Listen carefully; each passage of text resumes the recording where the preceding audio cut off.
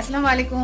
কর্তাবাবু বলছিলেন মটরশুঁটি স্টোর করা শিখিয়ে দেবেন, তাই তো বলেছি আগে ছাড়ানোটা শিখিয়ে দিতে, তারপর না হয় স্টোর করাটা শিখবো। আর আমি এদিকে বসিয়েছি রান্না, আর এইদিকে কর্তাবাবুকে কাজে লাগিয়েছি, মটরশুঁটি স্টোর করা শিখবো আজ। মটরশুঁটি এখন মেয়েকে দিয়ে কিছু ছাড়িয়েছি, ওনাকে দিয়ে কিছু ছাড়াচ্ছি। তো কে কে মটরশুঁটি ছাড়ানো শিখতে চান?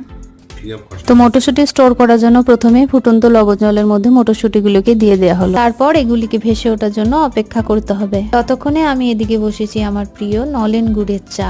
নলেন গুড়ের চা কার কার প্রিয় অতি অবশ্যই জানাবেন। আর যদি কেউ নলেন গুড়ের চা না খেয়ে থাকেন তাহলে অতি অবশ্যই বাড়িতে একবার বানিয়ে খান। চা তো আমার রেডি। এদিকে মটরশুঁটিগুলো ভেসে ওঠার পর গ্যাসের ফ্লেমটা বন্ধ করে 5 মিনিটের জন্য রেখে দিলাম। তারপর এগুলিকে ছেঁকে নিয়ে ফ্রিজারে রাখা একেবারে ঠান্ডা জলের মধ্যে কিছুক্ষণের জন্য ডুবিয়ে রাখবো। তারপর আবারও এগুলিকে ছেঁকে নিয়ে একেবারে শুকনো কাপড়ের উপর বিছিয়ে রেখে দেবো হাওয়ার মধ্যে, যাতে এগুলি থেকে একেবারে জল শুকিয়ে যায়। তো মটরশুঁটি তো আমার স্টোর করার জন্য রেডি। এবার এগুলিকে একটা এয়ারটাইট কন্টেনারের মধ্যে রেখে ডিপ ফ্রিজের মধ্যে রেখে দেবো।